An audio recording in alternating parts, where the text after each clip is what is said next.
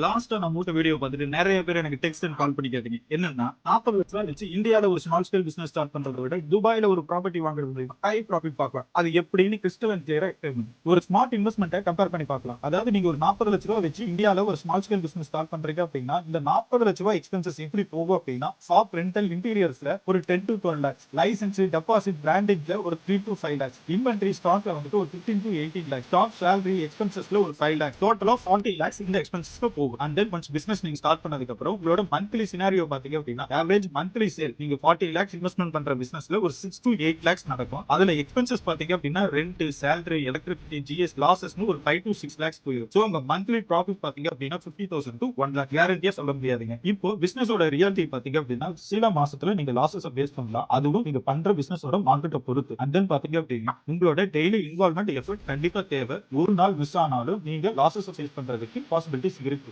இவ்வளவு effort and இன்வால்வ்மெண்டோட நீங்க பண்ற பிசினஸ்க்கு சர்வைவல் ரிஸ்க் பாத்தீங்க அப்படின்னா ஃபர்ஸ்ட் 3 இயர்ஸ்ல 30 to 40% இவ்வளவு ரிஸ்க் அண்ட் இன்வால்வ்மெண்ட் எஃபோர்ட்டோட நீங்க ஒர்க் பண்ணீங்க அப்படின்னா தான் உங்களுக்கு இயர்லி ரிட்டர்ன்ஸா 6 to 10 lakhs கிடைக்கும். அதுவும் நீங்க பண்ற இன்வெஸ்ட்மெண்ட்ல இருந்து 15 to 25% தான். அதாவது உங்க பிசினஸ் வந்துட்டு நல்லா ரன் ஆகும். இதுவே துபாயில ஒரு 40 லட்ச ரூபாய் ப்ராப்பர்ட்டியில இன்வெஸ்ட்மெண்ட் பண்றீங்க அப்படின்னா உங்களால 90 lakhs to 1.1 crore உள்ள ஒரு ப்ராப்பர்ட்டியை வாங்க முடியும். 40 lakhs மட்டும் நீங்க பே பண்ணிட்டு பேலன்ஸ் மார்டேஜ் போலாம். மார்டேஜ் பண்ணீங்க அப்படின்னா மந்த்லி 41,000 rupees வந்துட்டு நீங்க பே பண்ற மாதிரி இருக்கும். இயர்லி பாத்தீங்க அப்படின்னா 4.95 lakhs வந்துட்டு நீங்க இஎம்ஐ பே பண்ணுவீங்க. இது எப்படி பே பண்ணுவீங்கன்னா உங்களுக்கு கிடைக்கக்கூடிய ரெண்டல் இன்கம்ல இருந்து நீங்க பே பண்ணுவீங்க. ரெண்டல் இன்கமே பாத்தீங்க அப்படின்னா மினிமம் 68% கிடைக்கும். அதாவது மந்த்லி ரெண்டல் பாத்தீங்க அப்படின்னா 6,000 to 7,000 dirhams. உங்களுக்கு ஆனுவல் ரெண்டல் ருபீஸ்ல சொல்லணும் அப்படின்னா 16 to 19 lakhs கிடைக்கும். இதுல இருந்து நீங்க இஎம்ஐ பே பண்ணாலும் உங்களுக்கு ப்ராஃபிட்டா 11 to 15 lakhs வந்துட்டு இயர்லி ப்ராஃபிட் கிடைக்கும். இது போக உங்களுக்கு கேபிட்டல் அப்ரிசியேஷன்ல மினிமம் பாத்தீங்க அப்படின்னா 15% இயர்லி அப்ரிசியேஷன் ஆகும். அப்போ வந்துட்டு உங்களோட டோட்டல் ப்ராப்பர்ட்டி வேல்யூல